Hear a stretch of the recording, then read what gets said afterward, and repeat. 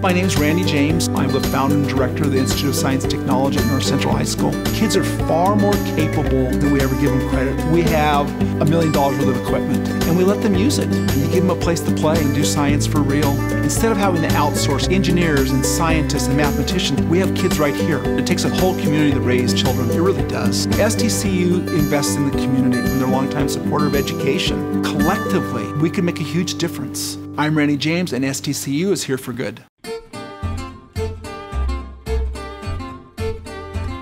Spokane listens when business talks. Welcome to Business Talks, the region's only local business talk show with your host, Ryan McNeese. Business Talks is brought to you by our friends at STCU and Well Dressed Walrus. Now, let's get down to business with Business Talks. Welcome to Business Talks. I'm Ryan McNeese, and we're here with Rob Curley, editor of the Spokesman Review. Most recently, worked at the Orange County Register and previously worked at the Las Vegas Sun and Washington Post. He's been at the forefront of digital journalism and has developed award-winning websites at several newspapers across the country. While he was at the Las Vegas Sun, the newspaper won a Pulitzer Prize and a DuPont Award for public service journalism. We appreciate you being here. Thank you for having me. Thank you, Rob. And although we started off the top of the show talking about some of these accolades, and I could actually go on and on. I'm going to list a couple. Best news site in the nation, best sports site in the nation, 2010 National Headliner Award, Journalistic Innovation. We could go on and on with those accolades, but that's not necessarily how you see yourself and what you're trying to accomplish at the Spokesman. Tell us a little bit about that. My heroes were old school journalists. And by old school, I mean like 1890s. You know, Right. I love William Allen White, and when I think about the role of an editor, I envision that, and you know, I love modern day editors and editors like Ben Bradley, but that's not who I ever wanted to be. I always wanted to be more like William Allen White. So I'm kind of old school. I guess the irony is I'm old school, and I kind of known from being digital stuff, but that isn't what I see myself as. Well, I see myself and more I would as an agree. old school. I think you are known for that. And what do you think has changed from what some of the old school journalists have done to the new breed, if you will? I don't think it's a hidden story that the newspaper industry has been under the gun in the last decade. What do you think has changed? Yeah, that's a hard answer, because it was literally that there just weren't that many options available to get a wide scope of Right. news, and the newspaper provided that. So part of it was the internet, but there were all sorts of other things that made the industry change. You know, the internet starts to really start rolling in 96, 97, 98, and newspapers were doing fine. Mm-hmm. It was 2007, 2008 when the recession hit. The recession wrecked a lot of things. Right, you and know? that's interesting that it isn't necessarily the digital transition, but other factors as well. People love to argue what it was. My argument it was a recession, and that Right. if you look at 70 years worth of circulation data from 1940 to 2010, you see that newspapers across the country were largely flat. Whereas if you look at U.S. household growth, it looks like a hockey stick. So to me, these problems were deep-seated into the 50s, 60s, and 70s, and we just didn't know how to grow an audience. And I think it was largely because a lot of editors were very focused on committing acts of journalism to impress other editors and journalists. Right. And whereas I don't think the William Allen Whites of the world could care about that. And the irony is, William Allen White was one of the last newspaper editors to be featured on a stamp, and cover of Time magazine. I mean, I guess you could say Marty Barron at the Washington Post is a big deal. I mean, Spotlight really made him very famous, but not like what we saw somebody like William Allen White in the 1920s. I mean, this is a guy who was the editor of a tiny newspaper in Kansas, yet every major presidential candidate took the train to try to get his endorsement. I mean, it was a different era because he wasn't trying to be something other than what he was, and he was the defender of his hometown. He was the sage of Kansas. He was a plain-spoken guy who mowed his lawn. So if you take what you've learned and gleaned from these folks in the early days, maybe in conjunction to pros and cons of what folks have done currently, how do you take that and strategically move the Spokesman forward? No one knows what the right answer is for newspapers. I'm a little bit of not a little bit. I'm a huge nerd. So I'm not afraid of spreadsheets. I'm not afraid of data. Of looking at data points, and I like to look at what the other publicly held media companies are doing. And when you look at that, you can realize that nobody has this figured out. Right. So. Trial and error to a certain extent. So why feel like you got to do it the way they're doing it? If we know it's not working, why not try something else? So my view was very much, I wanted to try to be more like an 1890s, 1910 editor, and they're more involved in the communities. There was a certain pride in journalists for kind of standing above the city and documenting what happens and telling the world that. But that's not what. Ben Franklin was a newspaper publisher. That's right. He was trying to change the country. William Ellen White, wasn't trying to change the country, but he was very much building a newspaper that would inform and entertain and enlighten his neighbors. It wasn't like. There are so many people who own newspapers now who live in New York, but their newspapers are all over the country, and somebody in New York doesn't care about what happens to a newspaper in Alabama. Right. I like the idea of a local ownership where their phone number's listed. But I think that's what you've expressed that you were initially compelled by is not only the local content, but from a photojournalism standpoint, Spokesman has historically been award-winning. I think that was enticing to you when you came here. Yeah, the photography staff was amazing, but the big thing was local ownership. I wanted a newspaper where the people who owned it lived in that town and ate in the same restaurants, and kids went to the same schools. And I say this and completely am not joking. People will not get their paper on Sunday and call Stacy Coles at home. I can't and wonder why he's you. not calling back. No, he does. If he doesn't call him back, he's calling circulation saying, "Yeah, I need you to go Please deliver call the this paper." individual. I wanted to work at a paper where that was the case, because if it doesn't have local ownership, then there's a whole level of accountability that just goes away, and I wanted that. And there's just a handful of papers like that. Lots of weeklies across the country are owned by local owners, but not very many dailies. Well, let's talk about that in terms of the difference between a weekly and a daily and how maybe you meld the two. So I love weekly newspapers. I grew up in a 3-newspaper household. We got a morning paper, and the morning paper was just like the Spokesman Review. It was the Topeka Capital Journal, and I loved it. The writers that were my heroes. And then in the afternoon, we either got the Ottawa Herald or the Emporia Gazette, basically whichever paper was cheapest. And then on Wednesday, we got the Osage City Free Press, which was our local paper, which would have a half page of who had visited who in the nursing homes. And I love that. I tell people, as somebody who's been around technology for a long time and worked on the internet, that weekly newspapers have the greatest Google-proof technology I've ever seen in my life, and that's that you can go to their front page and Google their lead story, and they're the only newspaper in the world that has that story.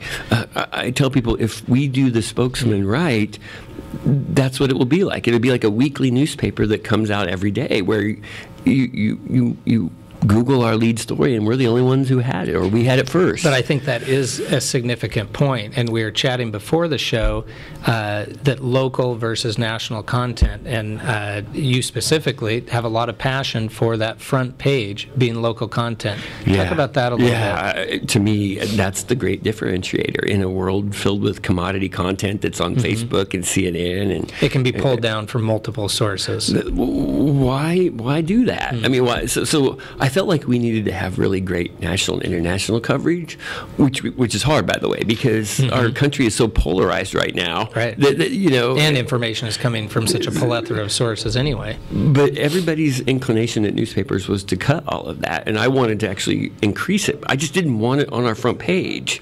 So we increased our news hole so we could run more stories and run probably 3 or 4 times as much national news as any other newspaper our size would run.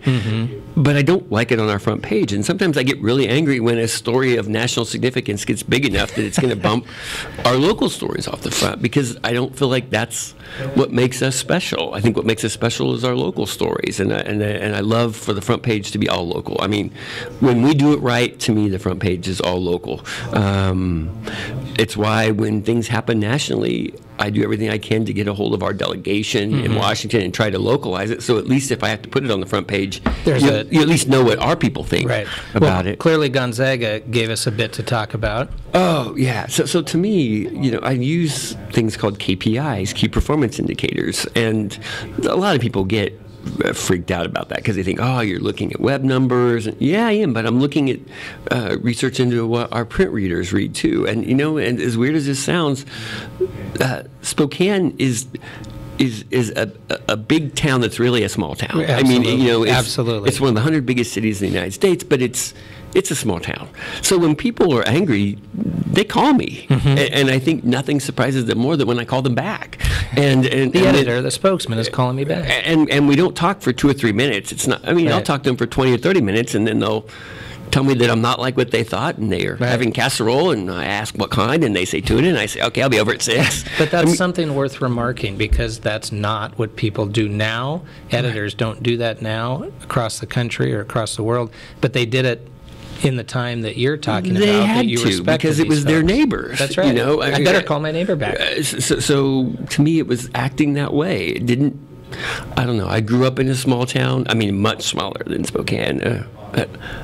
I just act the way I would act in my hometown, and so that's and I'm unconventional. I like to talk to people. I'm more than a little bit goofy, and I'm not afraid to let my personality. Unconventional, but I would argue unconventional logically, rationally, for a reason. And I'm fascinated by the aspect that we've discussed in the past about how into data and matrix you are. Well, talk about that, where it comes from, how you assimilate the massive amounts of data to make strategic decisions. Sure. Well, that's what led me to really wanting to cover Gonzaga much differently than before. And it's because there aren't very many things that you can say are a communal experience in a city of, a community of 500,000.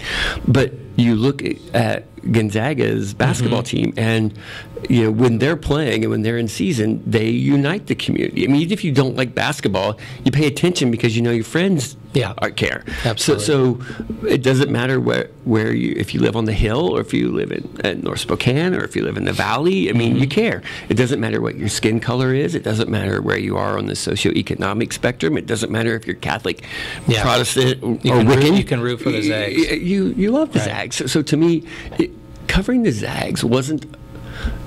I think people misunderstood why we were doing it at that level. It was because it was a communal experience, and right now we need communal experiences. As polarized as the country is, we need things that unite us, whether we drink beer or drink milk. And so to me, when I looked at the data, that was one of the things that just jumps out at you. People want to talk about the Zags. That they care about it.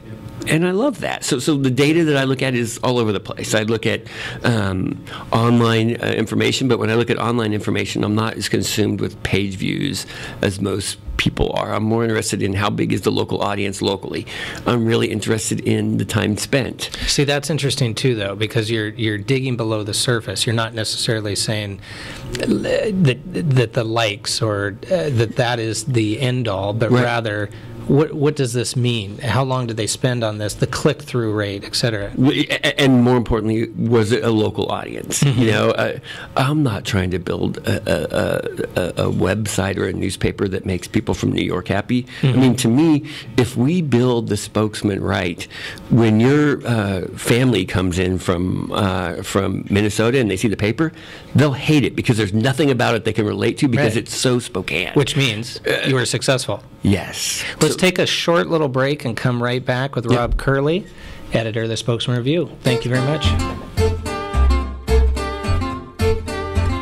My name is Randy James. I'm the founder and director of the Institute of Science and Technology at North Central High School. Kids are far more capable than we ever give them credit. We have $1 million worth of equipment, and we let them use it. You give them a place to play and do science for real. Instead of having to outsource engineers and scientists and mathematicians, we have kids right here. It takes a whole community to raise children. It really does. STCU invests in the community, and they're a longtime supporter of education. Collectively, we can make a huge difference. I'm Randy James, and STCU is here for good. Hi, this is Kurt Stockwell with Well Dressed Walrus. We are a local website design and development company here in Spokane. What we do is build beautiful, usable websites for local businesses. A website needs to be beautiful, it needs to be usable for your users, your customers, and yourself. Contact us anytime. We'd love to talk with you about your online marketing.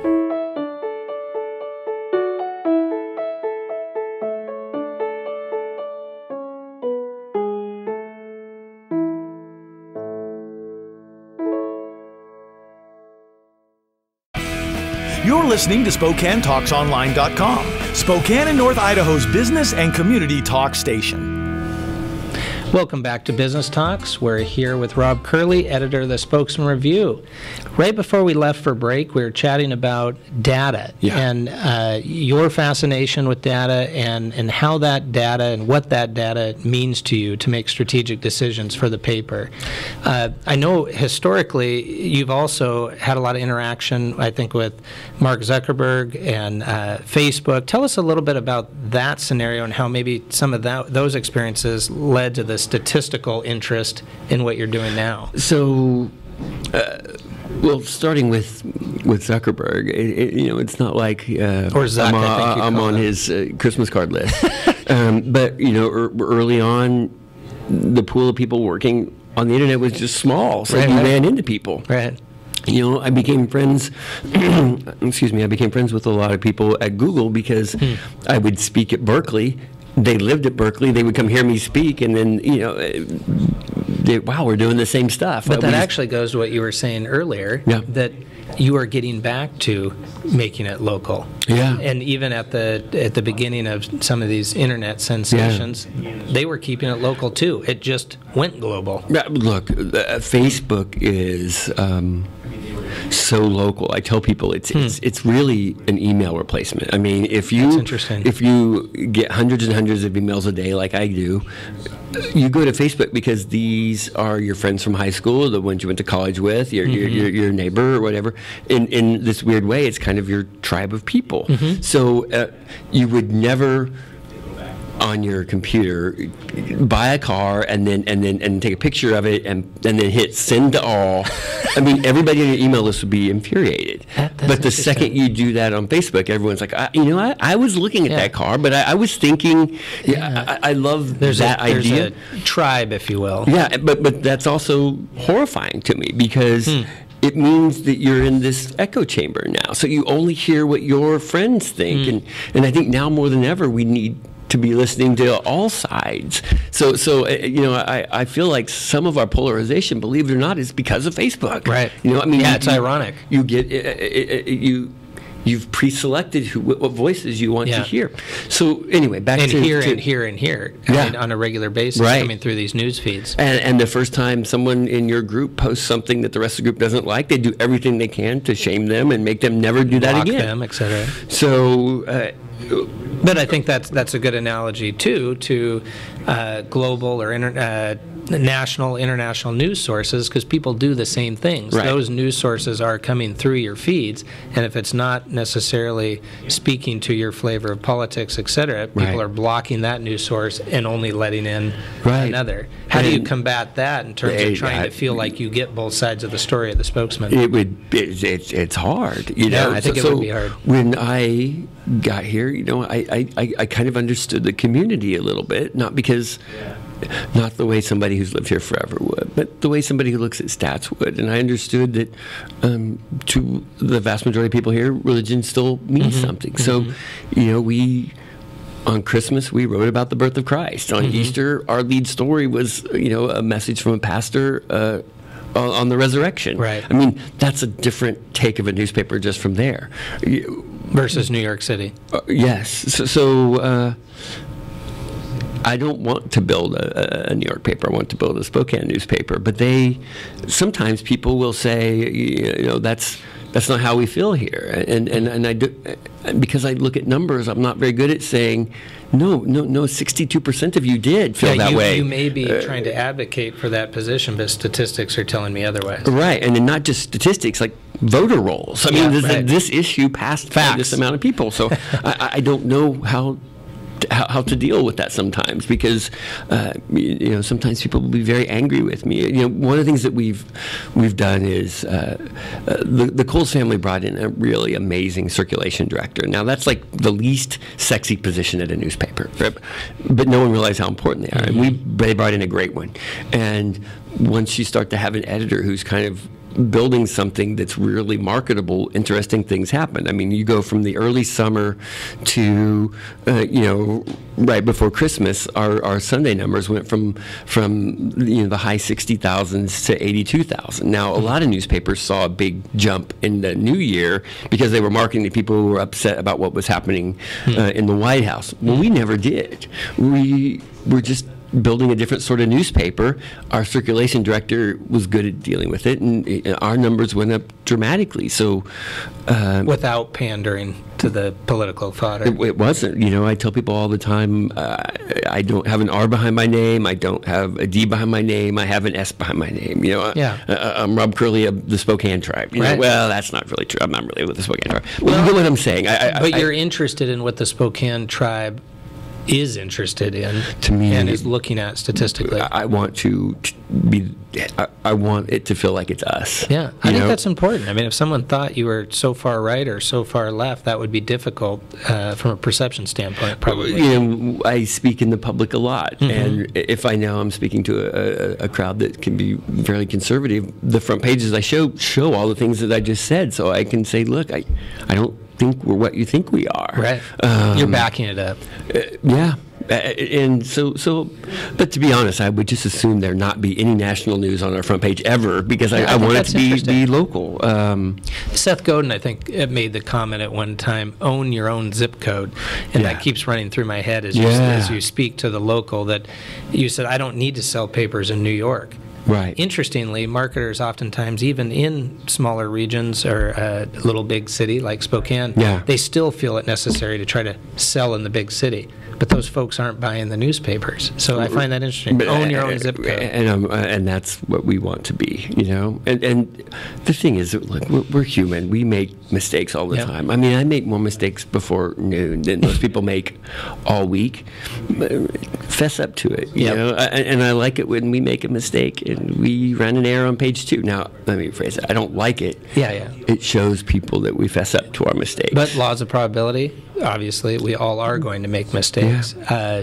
But you own it and move forward. And I love it when people call and they are angry at something, and I say, you know what, I'm not going to lie, I messed that one up. I wish I had a do-over. If it makes you feel better, I'm going to put out another paper tomorrow, and I won't make the same mistake tomorrow. I'm going to do this again and again and again.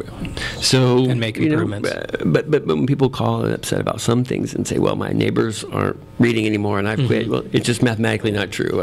We went from 68 to 82. It is what it is. Yeah, the statistical numbers are showing the readership is going up. Yeah. And those numbers are showing an upward trend. Where do you see the newspaper, I shouldn't say the newspaper industry, where do you see the Spokesman going in the next, let's not even get out there 10 years, where do you see it going in the next 2 to 5 years? If maybe just consistently doing what you're doing. So to me, we have to build something that is medium agnostic, meaning it's.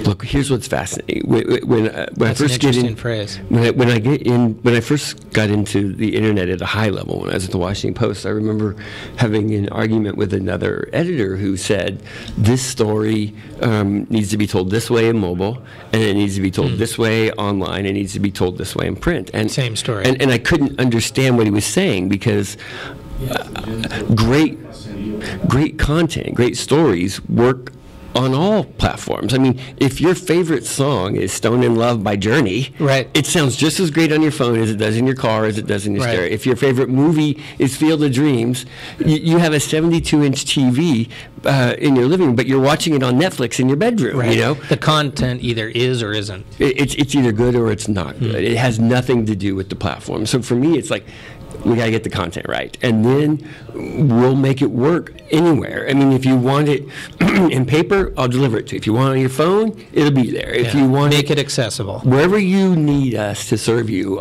we'll be there. You know, so to me, it's media agnostic. It can work anywhere if we do it right.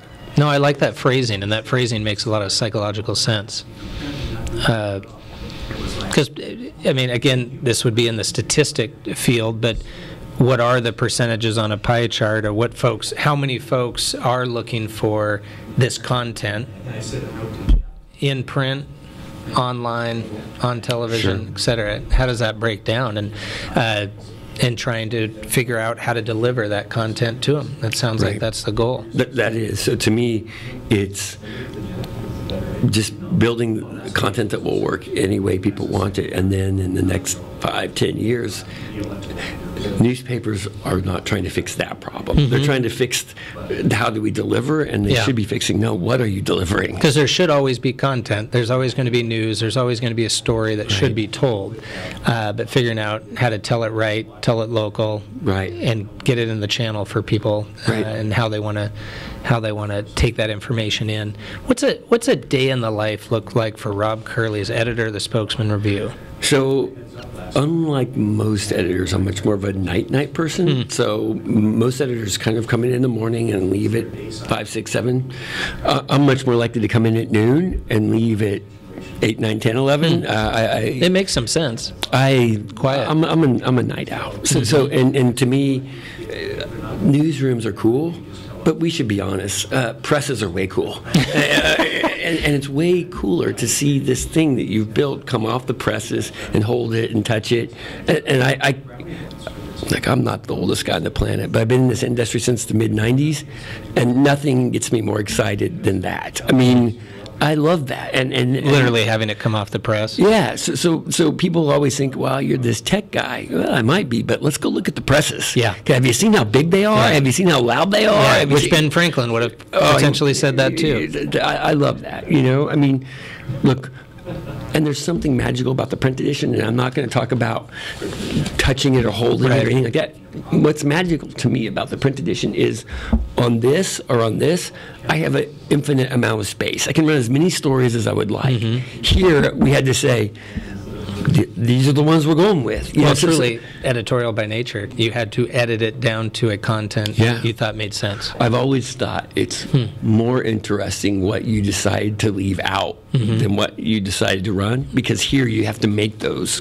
It's why I still see kids who, you know, they've never held a newspaper until they're in it, and then they're like, whoa, this is something, you know, and that's interesting to me, because newspapers could have controlled this. Because think about when we were younger, we were in the paper when we were 8, and our mom cut it out and she put it on the fridge, and every time we went to go get a popsicle, we saw it. It was a whole generation who's never experienced what it's like to see themselves in the newspaper, you know, and it sounds weird, but some of the habits that we develop, whether it's the sort of music we like or anything, you start young, you learn how to do it young, and for generations, it was going through the refrigerator and seeing that they got second in the state bowling tournament, and it was in the paper. And it's clipped out, and it's on the magnet on the board. It's just been taken away. So now it's fascinating to me to watch a whole other generation see this for the first time and go, wow, this is something. This is something. So to me, I'm not betting my career that we can fix this, or that I can sell enough ads to pay for this newsroom. No, I think it's a panorama of content. It's going to be everywhere. So you just, instead of trying to do it 3 or 4 different times, let's just agree that we're going to try to do the right content and make it work everywhere. That's right. So that's kind of the goal. I'm fascinated, and it's what we've tried to do with Business Talks, is delve into the psychology of business. And we can chat Econ 101 all day long, but Sure. but I think you've done a great job expressing how the different elements of psychology and data and technology converge, and at the end of the day, it comes down to content, the stories to be told. We appreciate you being here on Business you. Talks. Thank Please you very come in much. again. Thank you. Thank you so much, Rob. Appreciate it. Business Talks is produced in Spokane, Washington by SpokaneTalksOnline.com, which is solely responsible for its content. Ask a question, recommend a guest, and hear this program again online anytime at SpokaneTalksOnline.com. Business Talks is brought to you by our friends at STCU and Well Dressed Walrus. Business Talks wishes you good business and a good day.